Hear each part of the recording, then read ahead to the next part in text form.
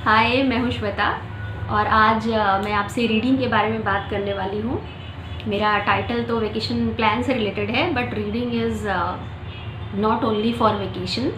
But as अभी vacations चल रहे हैं तो आप ये स्टार्ट करो वेकेशंस में, इसके लिए मैंने इस वीडियो को टाइटल दिया है vacation plans. But I am going to talk about the advantages and benefits of book reading, क्योंकि मैंने बचपन से बहुत सारी बुक रीड की है। I was very fortunate to born in a family जहाँ पे सबको रीडिंग का शौक़ था और बुक्स के कलेक्शंस भी बहुत सारे थे। तो हम अपने एज के हिसाब से हमें बुक्स मिल जाती थी हमेशा। मैं और मेरे कज़िन्स बहुत ज़्यादा बुक रीड करते थे बचपन में और उसके बहुत सारे मुझे फ़ायदे हुए। तो इसके लिए मैं चाहती हूँ कि आज मैं आपसे शेयर करूँ कि कितने फ़ायदे होते हैं बुक रीडिंग के, ताकि आप उसे अपने बच्चों को प्रैक्टिस कराओ। क्योंकि मैंने देवेश, जो मेरा बेटा है, बड़ा बेटा, उसको बहुत बचपन से ही, when he was very young, I started making him read. पहले मैं खुद उसको बुक पढ़ के सुनाती थी every night before sleeping, and धीरे धीरे फिर मैंने उसको, जब थोड़ा सा वो रीड करने लग गया, तो as he was very good in observation and capturing things, तो वो बहुत जल्दी रीड करना सीख गया और फिर वो खुद रीड करता था और मैं उसको एक्सप्लेन करती थी। This helped him in many ways. तो मैं ये चाहती हूँ कि आप ये अपने बच्चों के साथ करो। अनफॉर्चुनेटली जब मेरा दूसरा बेटा हुआ तो टाइम की इतनी शॉर्टेज हो गई कि मैं उसको इतना टाइम और एफर्ट नहीं दे पाई। And I can see the difference between Devesh and Veer, कि वो दोनों के अंदर जो ग्रैस्पिंग पावर है या कंसंट्रेशन लेवल है वो अलग है, just because Devesh has a habit of reading books. तो वो बहुत चीज़ों में उसको हेल्प करता है, जबकि ये हैबिट में वीर को नहीं लगा पाई ऐसी उसकी आदत, तो जिसकी वजह से वो बहुत बार लैक हो जाता है बहुत सारी चीज़ों में। तो सबसे पहले मैं आपको एडवांटेजेस बताती हूँ। खुद पे मैंने एक्सपीरियंस किया है कि मुझे ये फ़ायदे हुए बचपन से, जो जितनी बुक्स मैंने पढ़ी। सबसे पहला जो होता है बुक रीडिंग का एडवांटेज, वो ये होता है कि हम चीज़ों को ज़्यादा प्रॉपरली इमेजिन कर पाते हैं और विजुअलाइज कर पाते हैं।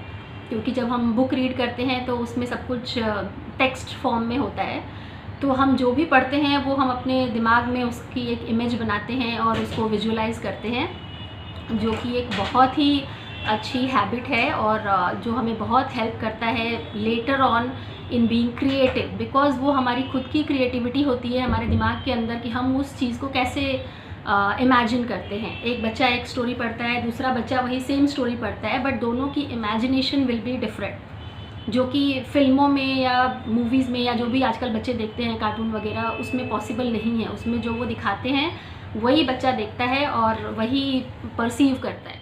दूसरा फ़ायदा जो है वो ये है कि ये हमारी मेमोरी को शार्प करता है। मैंने बचपन में जो कहानियाँ पढ़ी थी वो आज तक मुझे याद है, और ये ब्रेन को स्ट्रेंथन करता है। क्योंकि हम जो पढ़ते हैं वो बचपन में जो पढ़ते हैं वो उस टाइम हमारा जो ब्रेन है वो काफ़ी खाली होता है, उसमें और कोई चीज़ें नहीं होती बाहर की। जैसे जैसे हम बड़े होते जाते हैं हमारा जो वर्ल्ड है वो बढ़ने लगता है, उसमें ज़्यादा लोग आ जाते हैं, ज़्यादा प्रेशर आ जाता है, स्ट्रेस आने लगता है, तो वो सारी चीज़ें हमारे दिमाग पे हावी हो जाती हैं और हम कोई भी चीज़ को अपने दिमाग में रख नहीं पाते जो एक्चुअली हमें रखना चाहिए। सिर्फ गार्बेज हम भर के रखते हैं अपने दिमाग में, वही सोचते हैं और उसको ही रिपीट टेलीकास्ट में चलाते रहते हैं। इसने ये कहा, उसने वो कहा, वहाँ पे ये हुआ। तो बचपन में ऐसा नहीं होता। बचपन में हम ये सब चीज़ों को बिल्कुल भी इग्नोर कर देते हैं, किसने क्या कहा, क्या बोला, इट डजेंट मैटर, हमने खाया, खेला और सो गए। तो हमारा जो ब्रेन होता है वो बहुत ही ज़्यादा एब्जॉर्व करने की कंडीशन में होता है, तो it strengthens the brain a lot. क्योंकि ये मैंने खुद फील किया है कि जो बचपन में मैंने चीज़ें पढ़ी थी या सीखी थी वो आज तक मेरे दिमाग में है। ऑन द कंट्री, आज मैं हज़ारों चीज़ें पढ़ती हूँ, बच्चों को पढ़ाती हूँ, बट फिर वो थोड़े दिन के बाद मेरी मेमोरी से इरेज हो जाता है। और ये सेम चीज़ मैंने अपने बेटे पे भी एक्सपीरियंस की है। जब वो 3-4 साल का था तो मैंने उसको बहुत सारी चीज़ें सिखाई थी और बताई थी, और वो आज तक उसको याद है। बचपन में जब आप चीज़ें बताते हो तो it is like a story for them. तो वो स्टोरी फॉर्मेट में जो चीज़ें वो सीखते हैं वो उनके दिमाग में रहती हैं, और जब वो स्कूल के करिकुलम में, टेक्स्ट बुक्स में उन्हें जब वो फिर से उसको एनकाउंटर करते हैं तो they feel very excited and कि अरे ये तो वही है ना जो आपने बताया था तभी, या मैंने पढ़ा था वो स्टोरी में। थर्ड एडवांटेज जो है वो है इंक्रीजिंग द वोकैबुलरी, क्योंकि कम्युनिकेशन जो हम करते हैं तो उसके लिए हमें वर्ड्स की ज़रूरत पड़ती है, और जिसके पास वर्ड्स कम होते हैं उसकी कम्युनिकेशन भी वीक हो जाती है। तो आज का टाइम जो है वो कम्युनिकेशन का टाइम है। आप देख रहे हो कि मार्केटिंग का ज़माना है और आपको क्या क्या नहीं बोलना पड़ता है मार्केटिंग करने के लिए। तो आपकी कम्युनिकेशन स्किल बहुत ज़्यादा इम्प्रूव होती है अगर आपका वर्ड पावर जो है वो बहुत ज़्यादा है। और वर्ड पावर कहाँ से आएगा आपको? वर्ड पावर आता है by increasing the vocabulary. How would you increase the vocabulary? By reading books. तो आप कोई भी लैंग्वेज की बुक पढ़ते हो, ऐसा नहीं है आप हिंदी इंग्लिश, आप कोई रीजनल लैंग्वेज में भी अगर पढ़ते हो तो you get to know the words. अगर आपके पास वर्ड की नॉलेज है तो आप उस वर्ड को दूसरे लैंग्वेज में भी you can translate and use. So mostly अभी इंग्लिश का ज़माना है, we need to speak English, we need to communicate in English, but ऐसा नहीं है। मैंने बचपन में जो बुक्स पढ़ी थी वो मोस्टली हिंदी की बुक्स थी, क्योंकि मेरे नाना जी जो थे वो हिंदी के राइटर थे, मेरी मौसी हिंदी की टीचर थी। तो मेरी मम्मी भी पोस्ट ग्रेजुएट है इन हिंदी। मेरे पास जितनी भी अवेलेबिलिटी थी बुक्स की, वो रीच था, वो सारा हिंदी का ही था। बट एज़ मेरी वर्ड पावर जो थी वो बढ़ती गई और मेरे पास वर्ड्स की नॉलेज बहुत ज़्यादा हो गई, तो now I can translate those words in English very easily.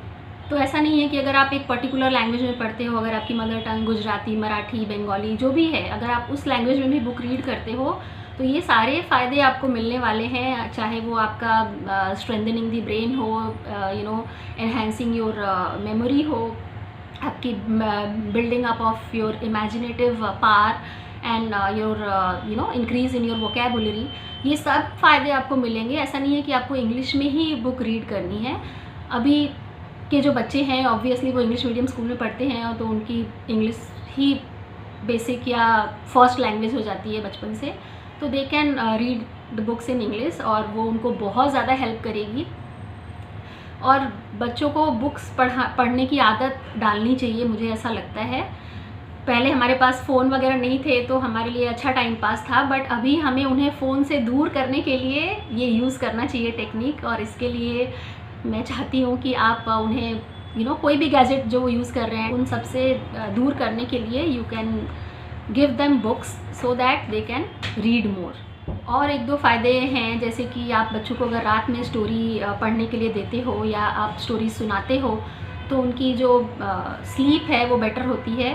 They fall asleep early and they also get good sleep, तो वो एक फ़ायदा है। प्लस कंसंट्रेशन बहुत ज़्यादा बिल्डअप होता है, बिकॉज जब आप स्टोरी पढ़ने लगते हो तो उसमें इंटरेस्ट आ जाता है, बड़े हो या बच्चे तो वो एक इंटरेस्ट आने के बाद आप बुक को छोड़ना नहीं चाहते एंड आप बाकी चीज़ें जो है वो भूल जाते हो। आप पूरा का पूरा आपका कंसंट्रेशन जो है वो उस स्टोरी में चला जाता है। सो मुझे लगता है कि ये हमारी कंसंट्रेशन पावर को भी एनहांस करता है, क्योंकि मैंने देखा है कि मैं बहुत सारी लेडीज़ के कांटेक्ट में आती हूँ। First due to my friendly nature, और दूसरा जो है वो है कि मेरा सर्कल बहुत बड़ा है, मेरे स्टूडेंट्स हैं, उनकी मम्मियाँ मुझसे मिलने आती रहती हैं, डिस्कस करती हैं। तो because of my behaviour and nature they get more friendly, और वो अपनी पर्सनल चीज़ें भी मुझसे शेयर करती हैं। तो एक चीज़ मैंने देखा है कि कोई भी काम मैं उन्हें सजेस्ट करती हूँ या वो खुद से अगर कुछ स्टार्ट करती हैं, कुछ ज्वाइन करती हैं वो, तो उसमें उनका कंसंट्रेशन बिल्कुल नहीं होता। बट ऑन द कॉन्ट्ररी मेरा खुद का ये एक्सपीरियंस है कि मैं कोई काम या तो स्टार्ट नहीं करती जल्दी नया काम, और अगर करती हूँ तो मैं पूरे जी जान से उसको करती हूँ। मेरा कंसंट्रेशन बहुत ज़्यादा होता है उस काम में, और मैं बाकी चीज़ों को फिर थोड़ा कीप असाइड कर देती हूँ। तो वो मुझे लगता है कि शायद वो उसका रीज़न हो सकता है कि बचपन में क्या मतलब बड़े होने तक भी मैंने बुक्स पढ़े। और मैं पहले कैसे बुक पढ़ती थी कि मैंने 2-2, 3-3 दिन में मैंने मोटे मोटे नॉवेल ख़त्म किए मैं खाना पीना सोना सब कुछ भूल जाती थी, मैं कहीं जाती नहीं थी। और ऐसा नहीं है कि मैं एंशिएंट ज़माने की हूँ, उस टाइम टीवी नहीं था, टीवी भी था, केबल भी था और सीरियल्स भी आते थे सास बहू वाले बट मैं जब बुक पढ़ने लगती थी तो मैं सब कुछ भूल जाती थी। इनफैक्ट आप जब टीवी भी देखते हो, मूवीज़ भी जाते हो, मैंने देखा है कि मैं अपनी फ्रेंड्स के साथ मूवी जाती हूँ, वो मूवीज़ में भी they are checking their phones every 10 minutes 15 minutes, मतलब वहाँ भी उनका कंसंट्रेशन नहीं है। या सीरियल भी देख रही हैं तो यहाँ भी उनकी नज़र है, वहाँ भी ध्यान है। मतलब कुछ भी आप करो तो आई थिंक कि वो फुल कंसंट्रेशन से होना चाहिए, वरना उस काम का कोई मतलब नहीं है। आपने मूवी का टिकट खरीदा, पैसे दिए, 3 घंटा वहाँ आपने स्पेंड किया और still if you are not watching the movie properly, you are busy in your phone, तो फिर घर पे बैठ के फ़ोन ही देख लेते तो मुझे लगता है कि that is because of lack of concentration. और ये मैंने 1-2 नहीं, बल्कि मुझे जिसके साथ भी चांस मिलता है मूवी जाने का, मैं चली जाती हूँ, because I am a movie buff और मुझे मूवी देखने का बहुत शौक़ है। बट मैंने मोस्टली 90% लोगों के साथ ये नोटिस किया है कि they will look at their surrounding कि कौन क्या कर रहा है, या फिर they will check their phone, या तो फिर कुछ खाने के बारे में सोचने लगेंगे। तो ऐसा नहीं होना चाहिए। I think that is because of concentration problem. तो वो बच्चे के अंदर हमें इनकलकेट करना है कैसे भी करके। तो book reading is a very good way to increase the concentration power. ये सारे बेनिफिट्स हमें मिलें और या फिर हमारे बच्चे को मिले, इसके लिए हमें जो सिलेक्शन ऑफ बुक्स है वो थोड़ा सोच समझ के करना चाहिए। पहली बात तो है कि इंटरेस्ट क्या है बच्चे का, और जब बच्चा बहुत छोटा होता है तो उसका कोई इंटरेस्ट नहीं होता है, हमें पता नहीं होता कि उसका इंटरेस्ट क्या होगा या क्या होना चाहिए। तो एक तो ये पॉइंट है कि आप खुद बच्चे को बुक रीड कराओ फ्रॉम द वेरी बिगिनिंग। लेकिन अगर आपके बच्चे बड़े हो गए हों तो आप उनका देख सकते हो इंटरेस्ट, उनको अलग अलग बुक दे के खरीद के आप मंगाओ। अमेज़ॉन पे काफ़ी रीज़नेबल प्राइसेस में मिलते हैं, कॉम्बोज़ भी हैं। अगर आप बहुत सारे पैक मंगाते हो बुक्स का तो बहुत रीज़नेबल प्राइसेस में मिल जाते हैं। आप बुक के लिए एक बजट बनाओ, ये मत सोचो कि मैं मंगा लूँगी फिर वो नहीं पड़ेगा तो पैसे वेस्ट हो जाएंगे। पैसे वेस्ट होते रहते हैं यहाँ वहाँ। तो अगर आपके बच्चे बहुत छोटे हैं तो आप स्टोरीज़, जो मोरल स्टोरीज़ होती हैं उनकी बुक मंगाओ, लाइक पंचतंत्र टेल्स हैं, एसॉप्स फेबल हैं इंग्लिश के, और भी बहुत सारे बच्चों के टेल्स या स्टोरीज़ होते हैं तो जो कि बहुत ही पिक्चर वाले होते हैं। अकबर बिरबल की कहानियाँ हैं, मेरे पास तो पूरे स्टॉक पड़े थे देवेश जब छोटा था तो वो सब कहानियाँ बच्चों को बहुत अट्रैक्ट करती हैं। तेनाली रामा की स्टोरी है, तो वो सब हमारे इंडियन कल्चर के बारे में भी बताते हैं, प्लस मोरल और एथिक्स के बारे में भी बच्चों को थोड़ी सी नॉलेज मिलती है। ये पंचतंत्रा और द बोस्टफुल हंटर, ये 2 बुक मैं अभी वीर को रीड करवा रही हूँ। 2 मैंने उसको रीडिंग स्टार्ट कराने में बहुत ज़्यादा लेट कर दिया, जिसकी वजह से उसका जो बेसिक रीडिंग एंड राइटिंग है वो थोड़ा सा वीक हो गया है। 3 से 6-7 साल के बच्चों के लिए इस तरह की आप बुक्स ऑर्डर कर सकते हो। इसके पूरे सेट्स आते हैं, आप देखोगे 10-15 बुक्स की। तो छोटे बच्चों के लिए तो बहुत सारे ऑप्शंस हैं। अब थोड़ा सा टीनेज बच्चों की बात करते हैं। ये मैंने 2 बुक देवेश के लिए मंगा के रखी है, रॉबिन्सन क्रूसो और ओलिवर ट्विस्ट। ओलिवर ट्विस्ट जो है वो बहुत फेमस बुक है, बिकॉज ये पहली बुक है जिसमें एक बच्चा is the protagonist of the novel, that is the main centre character या हीरो, आप जो भी बोलिए, वो नॉवेल का हीरो एक बच्चा है। और बहुत ही इंटरेस्टिंग ये बुक है, तो ये मैंने देवेश के लिए मंगाई है। और रॉबिन्सन क्रूसो एक एडवेंचर वाली बुक है। तो टीनेज बच्चों के लिए इस तरह की बुक आप चूज़ कर सकते हो। और एक बहुत अच्छा ऑप्शन है रस्किन बॉन्ड। रस्किन बॉन्ड एक राइटर हैं जिनकी जो सारी स्टोरीज़ होती हैं वो बच्चों से रिलेटेड और बच्चों के टाइप की होती हैं।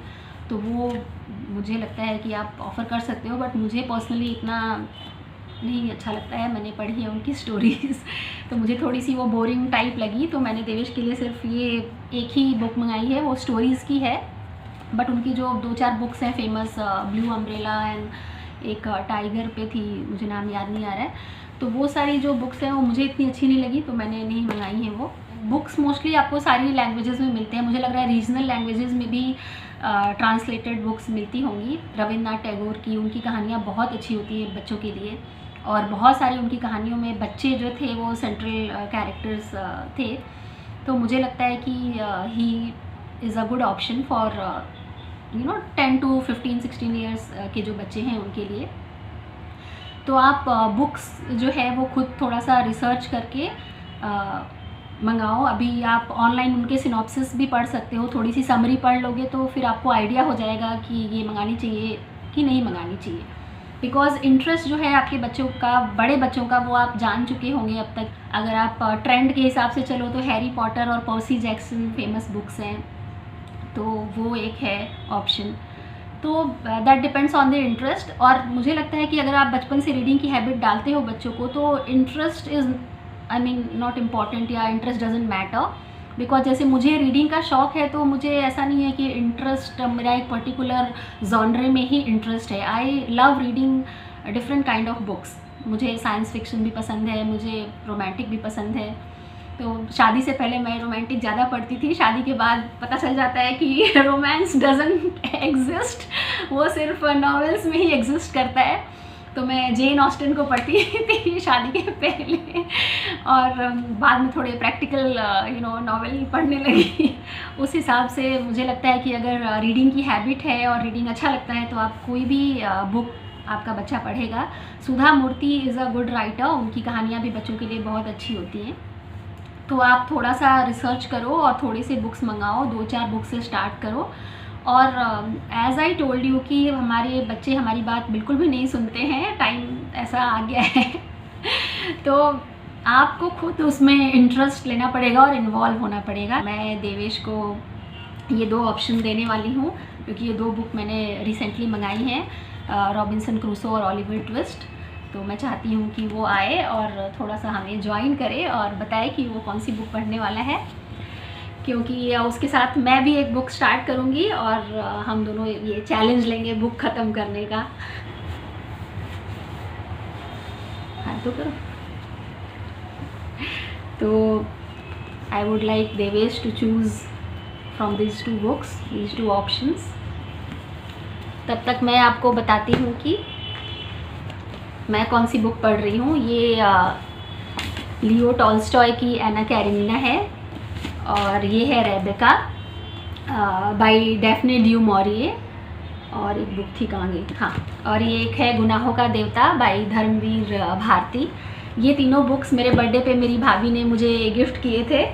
तो इसमें से मैंने ये गुनाहों की देवता तो पढ़ के ख़त्म कर ली थी उसी टाइम, और जैसे ही मैंने ये एना कैरेनिना स्टार्ट की, देवेश ने मेरा YouTube चैनल बना दिया।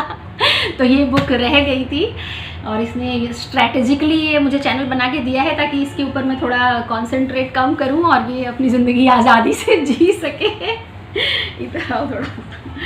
तो मैं इसकी आज़ादी में फिर से थोड़ा सा विघन डाल रही हूँ, और इसको बुक पढ़ने के लिए मैं ये चैलेंज दे रही हूँ इसको। हम दोनों बुक पढ़ेंगे, एक एक बुक, और जो ये बुक पहले ख़त्म करेगा उसको दूसरा जो है वो एक गिफ्ट देगा। तो तुम कौन सी पढ़ोगे? Robinson Crusoe. Why would you read Robinson Crusoe? Because 4th या 5th में हमारे इंग्लिश लिटरेचर की टेक्स्ट बुक में इसका एक एक्सट्रैक्ट था। Look there. इसका एक एक्सट्रैक्ट था, तो इसलिए मैं पढ़ना पसंद करूँगा। मुझे पूरी स्टोरी जाननी है। हाँ, वो मैंने ही पढ़ाई थी तुमको। तो मैं देवेश की फ्रेंड, फिलोसोफर, गाइड, टीचर सब कुछ हूँ। तो ये चूज़ कर रहा है। मैं इसके राइटर के बारे में मैंने बोला था पढ़े तो। हाँ, तो बताओ। मुझे पहले से जानता हूँ मैं। बताओ। सो इसके राइटर है डैनियल डेफो। सो वो एक इंग्लिश राइटर थे, एक ट्रेडर थे और एक जर्नलिस्ट थे। बट बहुत कम लोगों को पता है कि वो एक स्पाई भी थे। हाँ, वो एक स्पाई भी थे। आई गेस वो 1660 में बॉर्न हुए थे, और उन्होंने बुक 1719 में लिखी थी। ओके, तो अब मैं थोड़ा सा एना कैरेनिना के बारे में बताती हूँ। This is a very very very famous novel. Leo Tolstoy is a Russian writer. उनका रशियन का नाम बहुत लंबा चौड़ा है, but in English he is famous as Leo Tolstoy only. और उनकी एक और बहुत ज़्यादा फेमस बुक है वॉर एंड पीस, जो मैंने जब मैं मास्टर्स कर रही थी इंग्लिश लिटरेचर में तभी मैंने पढ़ी थी। और तब से ये बुक मुझे पढ़ने का मन था, Anna Karenina, that time I got to know about it. और उतने साल हो गए मैंने पढ़ी नहीं, तो फाइनली मेरी भाभी ने मुझे ये गिफ्ट की, तो I want to thank Nivedita for that. और उन्होंने मुझे ये एक अपनी पसंद की बुक गिफ्ट की है, रेबेका बाय डेफ्ने ड्यू मॉरिए, जो एक ब्रिटिश राइटर हैं और थी।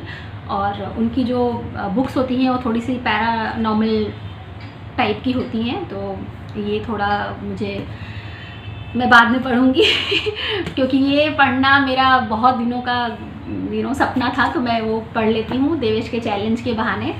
और ये गुनाहों का देवता अच्छी बुक है, बट थोड़ी सी पैसिमिस्टिक लगी मुझे इतने दुखी चीज़ें पढ़ना पसंद नहीं है। मैं थोड़ा खुशी वाली चीज़ें देखती और पढ़ती हूँ।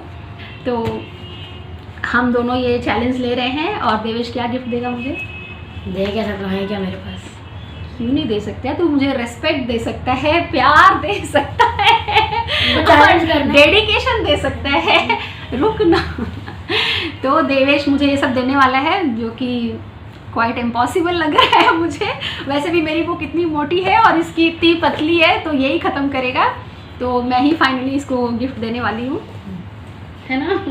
तो ज़्यादा कुछ बड़ा मत मांगना। तो आई थिंक अब हम वीडियो यहाँ पे ख़त्म करते हैं। और आई होप कि आप अपने बच्चों के साथ इस वेकेशन में रीडिंग ज़रूर स्टार्ट करोगे और फ़ोन और बाकी चीज़ों को थोड़ा सा हटा दोगे अपनी लाइफ से, उनकी इम्पोर्टेंस कम कर दोगे। Bye bye.